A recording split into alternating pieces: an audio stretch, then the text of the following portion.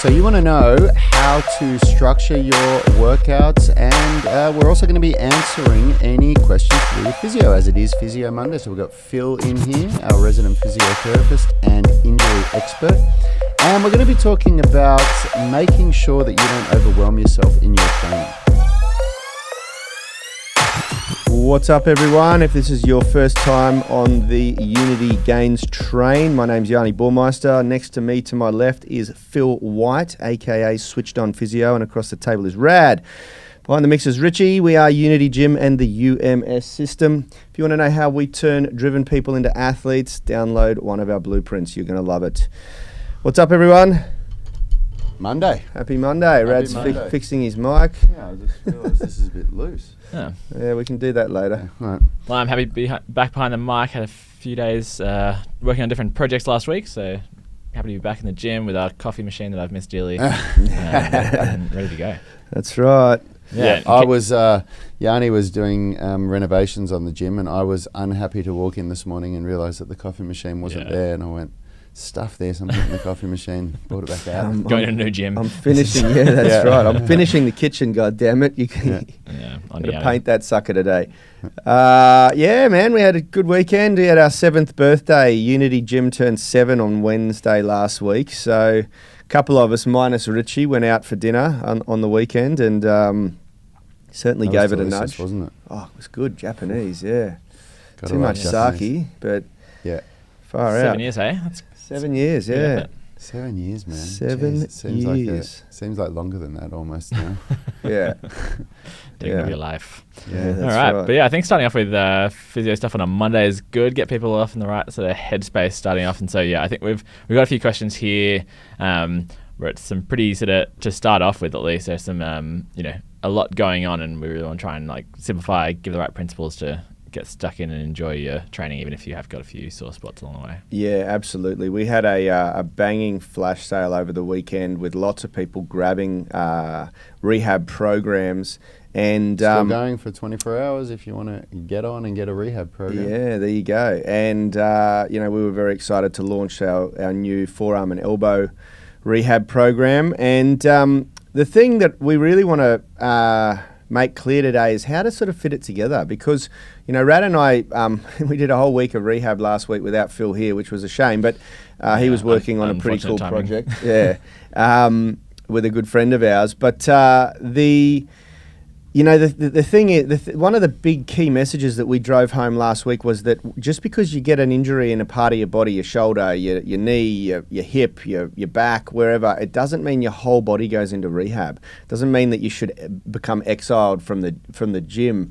But what you do need to do is understand how to fit it together so that it doesn't completely disrupt your regular training schedule. Because remember, there's a lot physiologically that's happening when you're exercising, which is obvious, the obvious physiological adaptations, but there's also a lot going on a psychological level, a mental level, and a hormonal level that we don't want to disrupt. We want to keep that flow going, we want to keep the momentum going, and one of the big mistakes people make is that they just, they hurt themselves. Hopefully they go and get a diagnosis from a specialist or a professional, a physiotherapist, and then they sort of go, all right, well, now that I can't do my regular routine, I will do nothing. And it can be, and it's often not like an intentional thing, but it's kind of, they get a bit, scared, and especially when you get sort of advice from the health professional that you should stop going to the gym, because that's a lot of the advice that people do get. And then you just kind of get out of your regular habits, and then when habits for exercise go downhill, then often habits for other sort of positive mental health and positive nutritional sort of behaviors as well follow along down that downward spiral, and it's such a common story. So yeah, I think it's so key, and if it's such a strong power if you can learn how to like switch your mindset to, really just keep use it as an opportunity to focus on, what you can train and kicking goals elsewhere, because that'll keep you in that positive psychological, nutritional, hormonal, all of those, that sort of upward spiral, which you get from a good exercise routine. Absolutely. Now, the main question that we are going to answer and talk about in relation to physio today is from Michael Marshall, which has come through on the UMS Movement Mastermind group. And we'll build a bit of context, then we'll go around the room and give Michael a little bit of feedback. But I think the big take home, the insight that I want you guys to understand today is that when you're experiencing discomfort, which we're gonna frame up from Michael here, he's got some issues in his lower back and hamstrings. The obvious thought, the notion is if you're feeling stiffness or pain or discomfort that you need to stretch that area. And what you're going to learn today, hearing from Rad and Phil and myself, is that 9 times out of 10, just focusing on stretching is not the be all and end all. Although it might feel like it gives you a little bit of relief momentarily when you do it, it's not going to solve the problem. And we really want to frame this properly and get you guys to understand that most of the time it's a strength related issue, and you'll let Phil talk. We'll let Phil talk about that a little bit more, and Rad give you some experience too, because he's had major problems with his lower back that he's had to sort out. Now, I'm going to read this out very quickly because I want to build context, and then I'll throw it over to the boys. So Michael said, just joined the group. I'm looking for some guidance. Had an illness essentially that had him bedridden for, he says, 5 years here, which is pretty big deal. Anyone who has to lay in bed for a long period of time is gonna be able to relate to the stiffness in your lower back that you can get. He says flexibility in his lower back is really, really compromised now. He gets a lot of it hurts a lot and under tension. He says, I feel it at the end of the day, and upon awakening, I went straight to a back specialist, and he said, I've just bruised it and I need to mobilize properly, then build my core muscles. Love that. The old core muscles. The old core. That's all you need to do. Everything. I'll be honest, I've been lazy and I don't have a proper plan to stick to. My hamstrings are tight as hell and I can't touch my toes. I'm about a foot away from the floor due to the tension and sore lower back. I'm struggling to do any mobilization exercises in case I hurt my back up again. I'd love to be part of a community. Then he just talks about how excited he is to have the opportunity to be in here and to get some feedback. So, first and foremost, I'd love to, I think the word to think about when you hear this is capacity. So I think capacity is just such a it really sort of clarifies in people's heads, if you think about what this guy's been doing for 5 years of being mostly bedridden, then his capacity, so how much his body is used to having to deal with, is going to go way down. Yep. And now he wanting to get into a good exercise habit. His capacity is for being bedridden, and he's trying to do all this, exciting exercise stuff, then any amount of exercise is going to be so far beyond what he's used to that he'll exceed his capacity, and that's why you start to get spasm, you get tightness, you get that apprehension to movement, like you're sort of saying here, he's scared to even, sort of move his back, and that apprehension and is just such a clear sign that you're just exceeding what your body's sort of used to. So I think if people, and that kind of helps explain so many injuries that we see here when we talk about load management. Everything. Yeah. And I think one thing that's key, what Phil just said, and I want you guys to really let this sink in. Michael here's got a really solid injury identity, and he's put it down in a bit of a story here, a novel, and frame this 5 years exactly, very much so. Now, what he needs to do is reframe the injury identity to a capacity identity, and I think that would really help the psychology, because if he goes into the gym and says, "Okay, I'm not injured, but I just don't have the capacity I used to have, and I need to just start from here and start to progressively overload this and work on it." The first thing I'll say before I throw to Rad is that flexibility is so much to do with the nervous system, and the fact that the capacity is not there even to bend over and touch the floor in a hamstring stretch. That doesn't necessarily mean that you just need to stretch the hamstrings. The brain is not allowing you to touch the floor for a reason. It's restricting that movement because it's not confident there. You need to build stability. And this notion that you just got to strengthen your core, I challenge that, because the core, where does the core start and stop? Yeah, I think it's a kind of semantics issue where some people will refer to the core as the transverse abdominis and the multifidus and the muscles around just at sort of your abdominal level. But when you think about I think if Rad was to refer to his core, he'd be talking about that whole bloody pillar of muscles up and down his spine. That's I'd even consider glutes and 100%. Your lats are part of anything that really covering the spine.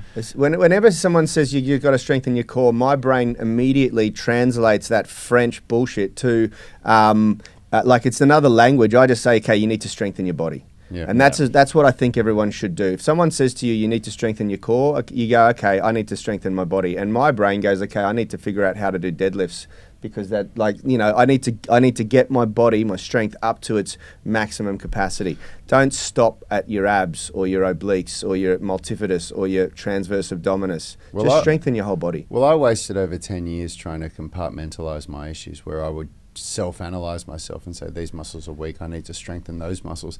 And all it does is create more imbalance in your body. Yeah. And absolutely sucks the joy out of training. Yeah. Yeah. Oh my God. It's Absolutely. just horrible, isn't it?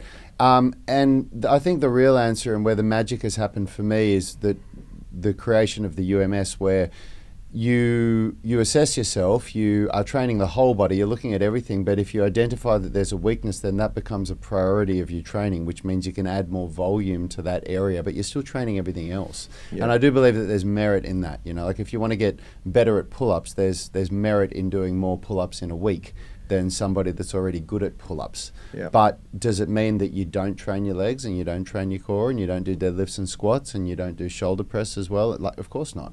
Yeah. You have to do it all. And then this idea again of, oh, I got sore because I went over and did this, I need to stretch. I couldn't agree more. It's not the answer. And more often than not, you don't need to stretch, you need to strengthen first. You need to get strong. I'd always, if somebody was weak and frail and they were saying, what should I start with, stretching or strengthening? I'd say strengthening every time. 100%, because training in a full range of movement is going to be their flexibility training. That's exactly right. Yeah, and no, you go. Yeah, and I think people get that really wrong. I think a lot of the time, some of the people that are the most frail, that have the biggest requirement for strength training, they're the ones that are saying, "Oh, I think I need to do more flexibility." Yeah, how they got there. Exactly, yeah. exactly. It's that thought process, and it's something that's really well entrenched in people, where they do think that stretching their way out of every injury is like the cure-all. And I think that hopefully that's starting to sort of flip, because when we, as we talked about, so much of flexibility and being able to access range, it's about being your body being able to control and trust that range. And the best way to trust that range is really strengthen within your available range. So for someone like this, you said your first thought is, I've got to get into deadlifts. If someone's having a real struggle touching their toes, and it might mean that they've got to work first within a range that's very comfortable with them, and then work up to a full sort of length deadlift. But so I think people can often think like, if I can't do a deadlift, then I must only be able to lie on my back and do like transverse abdominis activations, when really there's a whole like progression of exercises and a progression of even the same exercises in different ranges. So you could do rack pulls with a deadlift from even just like a slight unlocking of your knees and up. Like even starting there is going to build that movement pattern, build that strength. And you can start with a broomstick, like depending on what and Michael may have the capacity to only start with a broomstick and just focus on the fundamental movement patterns, keeping the spine in the right position, and build from there. But it's just about that load management. And when we say start with a broomstick as well, I think a lot of people misunderstand that to mean I'm going to be training with a broomstick for months. Start with a broomstick would mean you do your first session with a broomstick, and if you respond well to it, then you add a couple of kilos. I'm really glad you said that, because it is another issue I think with like physios particularly get really scared of putting any amount of weight on a bar or loading in exercise, and it's so clear with like scientific understanding of like to build strength you need to like progressively overload. And I think for like physios especially are just so scared of actually loading up that you never get stronger, so then you don't see a good response to like strengthening exercises, and then people think, oh, it's clearly strengthening exercises done nothing, when really they've just been not confident enough to push and it. For people like us, it's such a simple process, but there's so much misinformation out there that for the layman, it's a really complicated situation where they just don't understand what it is that I should do, because some people are saying I shouldn't do any of this, and some people are saying I should lift with a broomstick, and then someone else is saying you need to be doing deadlifts. But it just comes back to what you said, which we just try and hammer home all the time. It's just load management. So if you are this person that needs to start with a broomstick, if you do that and you respond well to it and you don't feel worse and you even feel a little bit better, then you add a couple of kilos and add a couple of kilos and add a couple of kilos every workout. And before you know it, you'll be doing, a barbell, and then before you know it, you'll be doing 30, 40 kilos. And we've seen this process over and over and over again, where people come into the gym with a busted up lower back and they're talking about their MRIs with herniated discs and whatever it is. But again, I think just on that, like it's often not their back that's busted up, it's their brain that's busted up. They think that they can't do anything, so they're so scared to move that then they can't even touch their toes. So right. Yeah. But these people that come in and you show them a deadlift and they go, oh, no, I can't deadlift it. It's a really bad movement for me. I always hurt myself. And then you go through that process that we just described there. And I mean, one of our most recent members who's only been with us for 6 months, and out of those 6 months, 3 of the months were in lockdown. And when he came, his back was so bad, and he says now he's deadlifting 60 kilos, which is probably 80% of his body weight. And he says, my back's never felt better. And all it was is because I just progressively overloaded him with a deadlift. It was that simple, you know? Yeah, I love it. So for Michael, someone like that, at this stage where, struggling your toes is struggling to touch your toes, basically you want to really strengthen in your available range. Yeah. Yep. So that's. So let's get really practical. Well, a bent over row for somebody that's really deconditioned is also a massive back exercise. Very.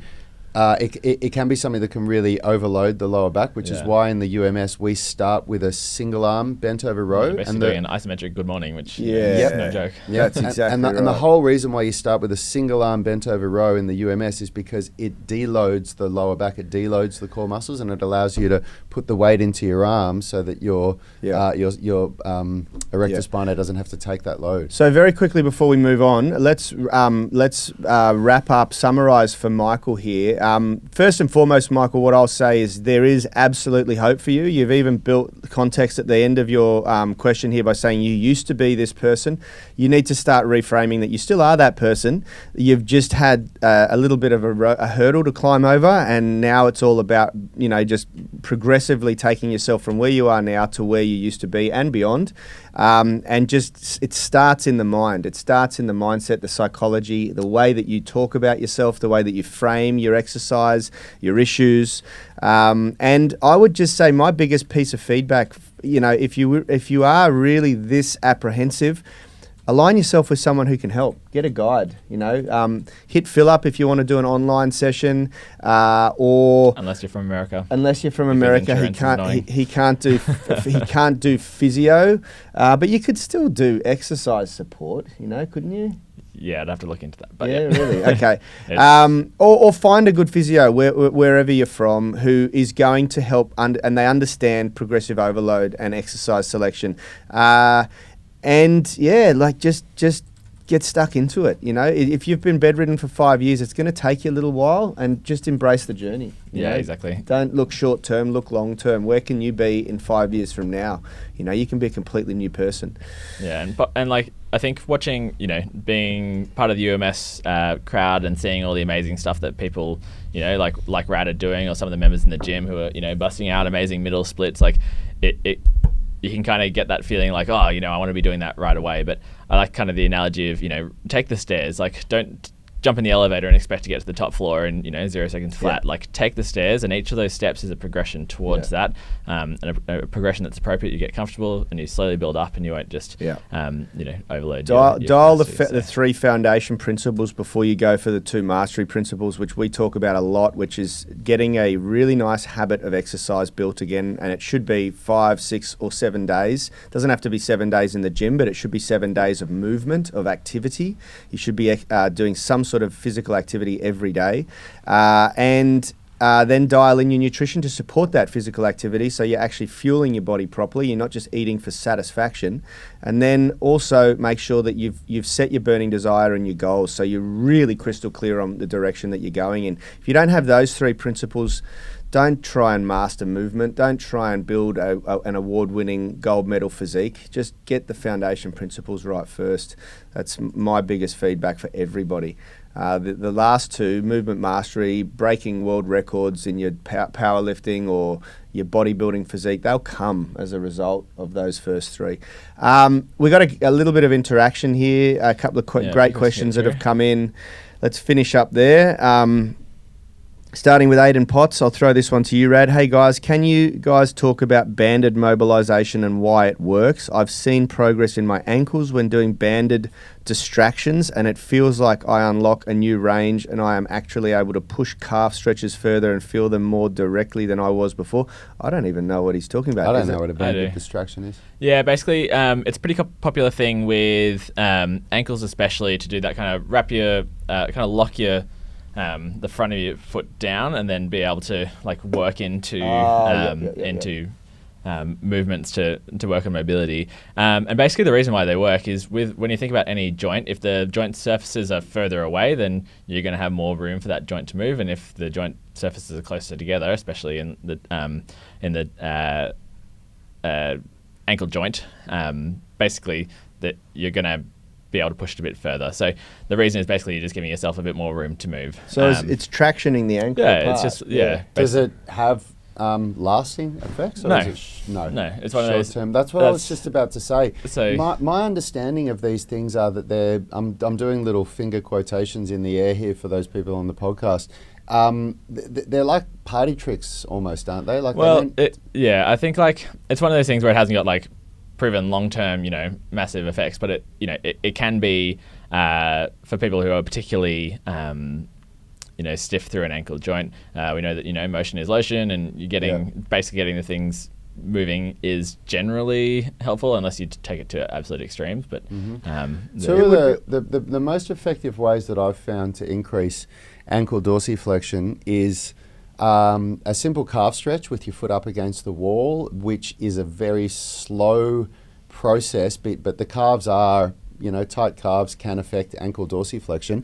But then the other is really deep split squats. Deep split squats and deep Cossack squats are really, really good, which is basically just loading up and taking the joint through its full range of motion. And what you're doing there with the standing up, I guess you're going straight leg there. Yeah, straight leg. So by doing both of those, you're getting a straight leg and a bent leg calf stretch, which is really important because you've got your gastrocs and your soleus, which my understanding of elongating calves is that you have to load them. They have to be loaded. They don't take to gentle stretching very well. When I've done stuff with, Charles Pollock and Tony Battaglia, they use machines and load the crap out of them and really push them into dorsiflexion. Yep. Yeah, and then going kind of like eccentrics into that sort of position, which, Cossack squats and split squats, loaded Cossack squats and split squats are amazing.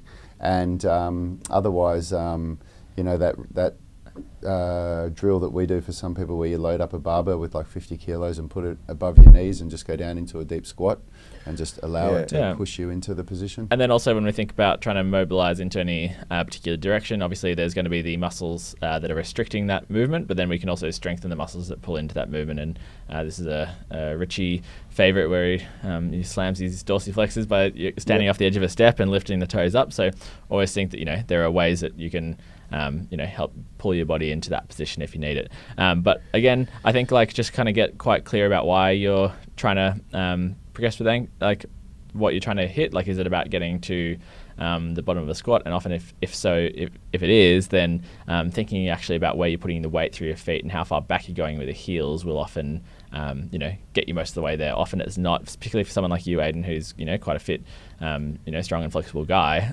Often it's sort of a technique thing rather than a mobility thing in my experience. Yeah. So, really look at sitting your hips back, pushing through your heels, and balancing out your squat a little bit. Cool. And we've got someone. Is it Scott West? Scott West. Well, the one just below it, because he's it's Jesus or Jesus has got the same question as Aidan. He says, can ankle dorsiflexion only be improved using bands? No. As we've just gone through. No. And you've also got a question about FAI, which was one of the questions we were hoping to get to if we had the time. But do we want to go deep into that now? It might be a bit challenging. No, not deep. But basically, when thinking about FAI, it's similar to what we were just talking about there with the ankle. With it's an issue of closing down the space, usually at the front of the hip joint. And this comes from often with people who have been very active throughout their whole lives, and their bones have adapted to that activity and have closed down the space a little bit. But you can strengthen the muscles around your hip joint, really work on the external rotators of the hip joint, which act as like the rotator cuff for your hip, which basically, same with the shoulder, will help center the ball in the middle of the socket, and that will help you be able to control that movement and be stronger throughout. Same thing with the squats on this one as well. Often it's an issue with people who are really going into deep ranges, deep sort of hip bend, and if you can and putting weight through the toes, and that's like loads up the front of the hip joint there again. So putting the weight into the heels, sitting back more into it, and maybe just going slightly less range, you should be able to load up pretty happily. Yep. Why don't we, before we finish, why don't we talk about the big discussion point that we wanted to talk about today, which we didn't, which was the idea of too much in too short of a time. We haven't actually spoken about that. Well, that's yet. the theme for the whole week. Yeah, okay. Yeah, All so right. we've got plenty of time. We've got Monday, Tuesday. So we're going to be, Thursday, like and today, Friday. guys, so we'll answer Scott West's question before we finish as well then, but just so that all of you know, we're going to be talking this whole week about programming and how to structure your program. And the theme for this week is that less is more. And what people are getting wrong is people are trying to fit too much into a week or even into a day, and not understanding how periodization I think what we have talked about works. today does fit that, where it's about finding where you are on like which step you're on in your journey up there, and like spending the time on each step. It's not jumping in and like trying to do everything at once. It's find your spot and work your way up. So and I remember being somebody that was overwhelmed. I remember it was only a few years ago. I remember when you do some research and you look at all the information, you come up with your goals, and there just seems so much to do, and you think, how do I do all of this? But all the information out there, and so if you even just consider it's this human group, nature. You want something new, fun, exciting, shiny. Like it's you want. But if you even just consider this group and our programs, there's so many programs out there, and there's so much information. It's not all designed to be done at once. It's not how it works. We've worked hard to create a path from absolute beginner to movement mastery for people to take, and there's a hell of a lot of steps on that way, and they're not all meant to be climbed at once. And people are going to take it at different paces. People are going to be starting at different points. So That's right. It's a tricky one. Scott West has said, for Phil, I have a very straight thoracic spine and a hyper-curved lower back. Am I able to get the right curves in with work? I think people get too locked, too kind of zoned in on what things should look like and what some ideal perfect symmetrical body is. There's been a lot of research into this where basically like all those external MRIs where they like get you in front of a camera and they like have different angles for different parts of your joints and what it should be like. Really, none of that means much because it doesn't actually show how you move. So with someone like this, with if you're hypercurved, I'm guessing you're meaning lordotic in the lower back. It's just something to be really aware of when you're, say, doing like a military press. Try and just be quite nice and active through your abs. Like, try and get tend towards that neutral spine. But if you're not looking exactly like your neutral spine, it's not doesn't mean you're any worse off. In terms of working on your thoracic extension, definitely all the spinal wave mobilization stuff is going to be awesome. And when you're doing sort of thoracic extension work over over a foam roller, that's where I'd really make sure, like you see some people doing it and they just kind of end up doing like a full back bend over it. Yeah. So if you're already like fairly heavy on extension in your lower back, that's going to be where all that movement's coming from. So that's where you can do a real strong posterior pelvic tilt, activate the abs, and then lean back from there is a nice way of doing it. And adding in rotation and side flexion, working through basically some combined movements. So, My take on that is you can absolutely alter the angles and positions and mobility of your spine. I've done it myself. I'm pretty sure Rad has. I got 3 words for you, brother. The Spine Mobility Masterclass. Yep. It's a brilliant program, and it's just a collaboration of all the things that we've done to get our spines moving. And that's coming from 2 guys who have had pretty severe spinal injuries. So check out that program. All right, guys, that's it for today's show. Thank you very much for the interaction. Thanks for the questions. I hope that gives you a little bit of help, Michael.